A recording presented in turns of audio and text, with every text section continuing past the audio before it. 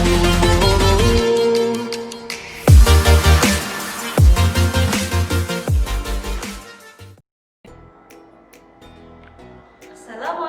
warahmatullahi wabarakatuh. Bagaimana kabarnya pada hari ini? Semoga kita semua selalu sehat dimanapun kita berada. Nah, hari ini kita akan mengikuti pembelajaran tematik. Nah, pembelajaran tematik hari ini adalah hidup rukun di masyarakat. Nah, hidup rukun di masyarakat ini mengenai tema 1, subtema 4, dan pembelajaran 3 dan 4. Di pembelajaran ini nanti kita akan belajar tentang PPKN, Indonesia, matematika, dan SPDB. Nah, sebelum kita mengawali pembelajaran hari ini, marilah kita membaca basmalah bersama. Bismillahirrahmanirrahim. Nah, semoga dengan bacaan bismillah ini kita bisa mendapatkan ilmu yang bermanfaat nantinya. Amin. Sebelum kita masuk dalam pembelajaran, kita perlu tahu tujuan pembelajaran pada pembelajaran hari ini. Yang pertama, siswa dapat menemukan percakapan yang berisi penolakan dengan mandiri. Yang kedua, siswa dapat menuliskan kalimat penolakan yang berkaitan dengan sikap hidup dengan percaya diri. Yang ketiga, siswa dapat menyelesaikan masalah dalam kehidupan sehari-hari berkaitan penjumlahan dan pengurangan dengan percaya diri. Yang keempat, siswa dapat mengidentifikasi langkah-langkah membuat karya hiasan dengan benar. Yang terakhir, 5. Siswa dapat membuat karya hiasan dari bahan alam dengan benar. Setelah kita mengetahui tujuan pembelajaran kita, nah kita sekarang masuk dalam pembelajaran yang pertama, yaitu PPKN. Perhatikan gambar yang ada di sini. Nah, di situ gambarnya banyak sekali orang berlalu lalang, orang yang sedang bekerja. Sedang apa mereka? Apa yang mereka tunjukkan dari gambar tersebut? Bisakah kalian mengamati dan menyimpulkan? Nah, sebelum kalian bisa menyimpulkan, mari kita simak bersama cerita berikut ini. Warga di lingkungan rumah Udin sedang bergotong royong. Ibu-ibu menyiapkan makanan dan minuman. Anak-anak ikut membantu. Ada anak yang membantu membersihkan sampah. Ada juga anak yang membantu menyajikan makanan. Semua tampak rukun dan gembira. Nah, dari situ kita bisa menyimpulkan bahwa hidup rukun di masyarakat itu sangat penting. Sehingga kita bisa menyimpulkan bahwa hidup rukun di masyarakat itu sangat menyenangkan dan menenteramkan bagi kita semuanya. Untuk selanjutnya, perhatikan gambar yang ada di sini. Di sini ada 4 gambar yang menunjukkan ada seorang anak dan ibu, ada juga seorang masyarakat yang sedang bercakap-cakap, ada juga seorang anak dan bapak yang sedang menawarkan berbagai makanan dan minuman. Nah, dari gambar tersebut, gambar manakah yang menunjukkan hidup rukun di masyarakat? Nah, ini dia, benar. Ini kuenya Pak, silakan dinikmati. Silakan air minumnya Pak. Terima kasih Siti, kebetulan Bapak sudah haus. Nah, ini menunjukkan sikap hidup rukun di masyarakat. Yang kedua, gambar manakah yang menunjukkan penolakan? Nah, ya betul. Kuenya silakan Pak. Tidak, terima kasih Nak, Bapak masih kenyang, nanti Bapak ambil sendiri. Baik, untuk selanjutnya, yang perlu kalian perhatikan dan kalian perlu ingat-ingat bahwa kalimat penolakan adalah kalimat yang isinya menolak ajakan atau tidak mau melakukan ajakan orang lain. Nah, kalimat penolakan biasa ditandai dengan yang pertama, kata tidak atau jangan. Yang kedua, maaf. Yang ketiga, terima kasih, yang biasa digunakan untuk menutup kalimat penolakan. Dan yang terakhir adalah lain kali. Contoh kalimat penolakan, kata maaf dan lain kali sebagai tanda penolak. Contohnya di sini ada Zahra, ayo kita makan bersama. Dan Kiara menjawab, maaf Zahra, lain kali aja ya. Yang kedua, kata tidak atau jangan sebagai tanda menolak. Ada percakapan Ali, ayo kita bermain air. Raka menjawab, Tidak, jangan bermain air, nanti ibu marah. Ingat ya, bahwa kalimat penolakan yang diucapkan dengan sopan dapat menjaga kerukunan. Perhatikan percakapan di bawah ini juga. Percakapan yang pertama, di situ ada seorang perempuan dan laki-laki. Seorang perempuan itu mengajak seorang laki-laki, ayo kita ikut bergotong royong membersihkan lingkungan. Ternyata si laki-laki itu menolak, tidak mau. Aku malas, bekerja bakti itu melelahkan. Kemudian yang kedua, ayo kita ikut bergotong royong membersihkan lingkungan. Namun seorang laki-laki itu menjawab, maaf saya tidak bisa ikut bekerja bakti karena ada keperluan mendadak. Nah, menurut kalian dari gambar yang satu dan gambar yang kedua, manakah penolakan yang dapat menjaga kerukunan? Iya benar, yang kedua, bahwa ayo kita ikut bergotong royong membersihkan lingkungan. Dan si laki-laki itu menjawab dengan sopan, maaf saya tidak bisa ikut bekerja bakti karena ada keperluan mendadak. Baik, untuk selanjutnya, sudahkah kalian memahami tentang kalimat penolakan yang sopan? Nah, jika sudah, mari kita masuk dalam pembelajaran matematika. Masih ingatkah kalian dengan pembelajaran matematika penjumlahan dan pengurangan? Sudah bisa mengerjakan sendiri belum? Nah, di sini Ustazah ada soal. Kegiatan gotong royong di perumahan Udin terlaksana dengan baik. Ibu-ibu menyiapkan banyak makanan untuk peserta gotong royong.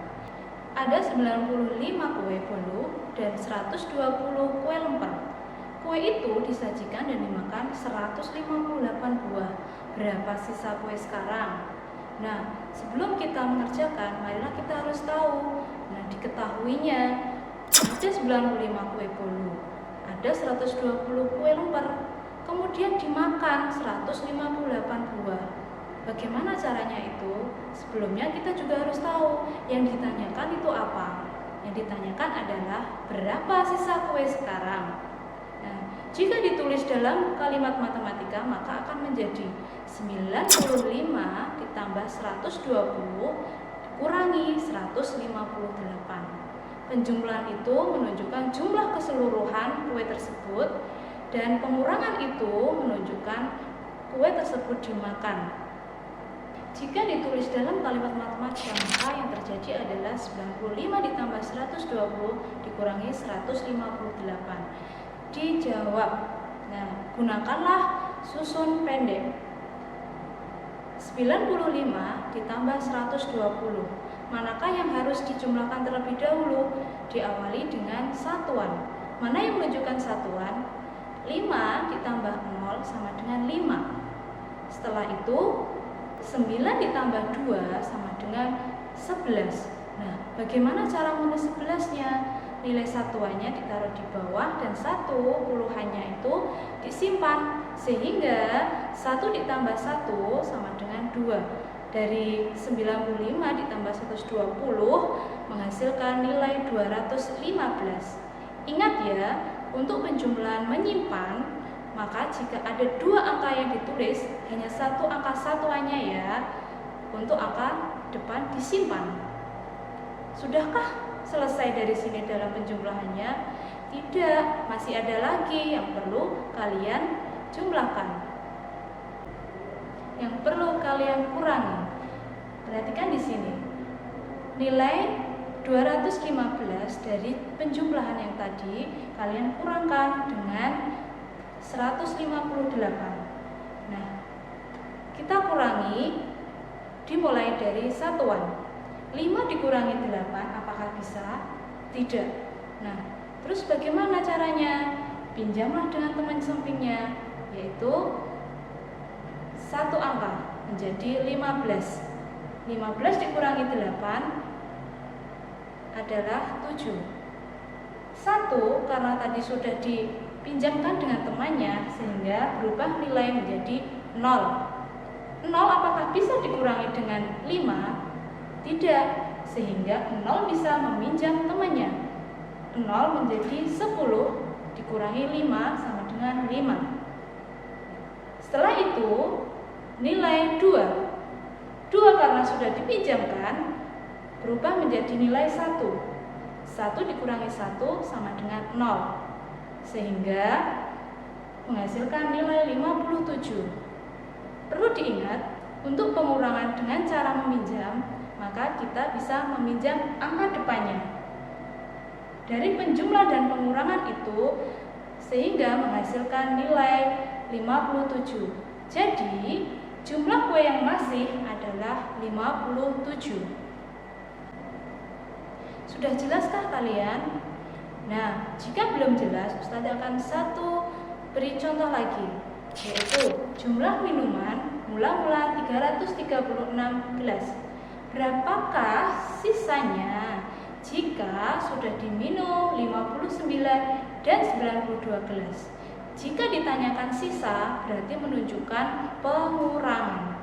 Sehingga menghasilkan kalimat matematika 336 dikurangi 59 dikurangi 96 sama dengan titik-titik. Bagaimana cara penyelesaiannya? Seperti tadi, kita gunakan susun pendek. 336 dikurangi 59.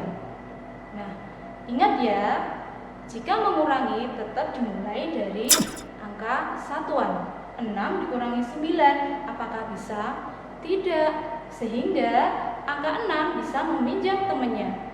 Menjadi angka 16 dikurangi 9 sama dengan 7. Angka 3, apakah tetap sama 3? Tidak, dia berubah menjadi 2 karena tadi sudah dipinjamkan temannya.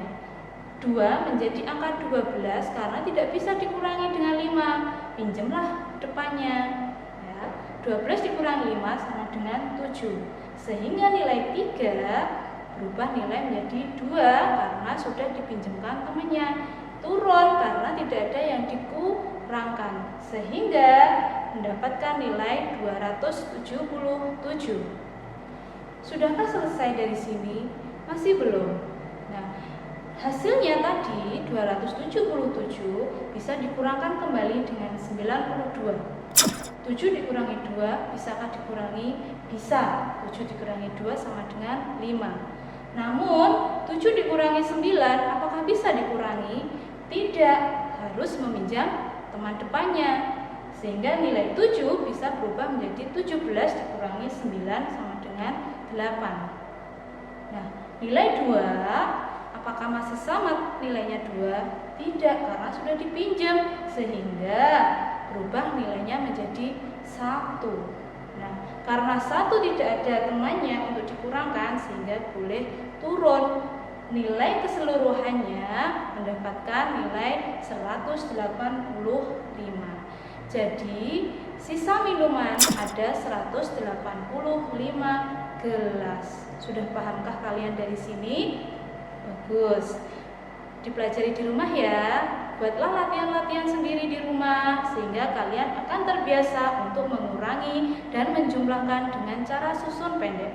Baik anak-anak, pembelajaran selanjutnya adalah SPDP. Siapa yang suka berkarya? Nah, di sini ada sebuah gambar ikan. Di sini juga ada ikan. Namun ikan dari kedua ini berbeda. Yang pertama, ikan ini ada banyak biji-bijiannya. Yang kedua juga ada daun-daunannya. Nah, perhatikan gambar yang pertama sini. Di sini ada biji-bijian kacang hijau, ada bijian kedelai, ada biji jagung. Untuk apakah biji-bijian ini? Nah, gambar yang kedua, di sini ada dedaunan, ada dedaunan kering, dedaunan yang masih basah, bisa digunakan untuk membuat karya seni. Namun dari kedua ini disebut apakah? Pastinya karya seni rupa. Namun karya seni apa? Yaitu karya seni kolase. Apa itu karya seni kolase? Karya seni rupa 2 dimensi yang menggunakan bahan dasar bermacam-macam yang ditempelkan pada suatu gambar. Contohnya pada gambar ini. Ini adalah kolase dari biji-bijian. Yang gambar sini adalah kolase dari dedaunan. Untuk membuat karya seni kolase, kalian perlu tahu dan kalian perlu paham bahwa bahan dan alatnya. Yang pertama, Kertas gambar fungsinya apa? Untuk menggambar sketsanya. Yang kedua, ada lem kertas atau lem kayu. Lem kayu ini fungsinya untuk merekatkan antara biji-bijian ke gambar. Yang ketiga, berbagai biji-bijian. Ada biji kacang hijau, kedelai, jagung, dan banyak lagi. Dan yang terakhir adalah pensil.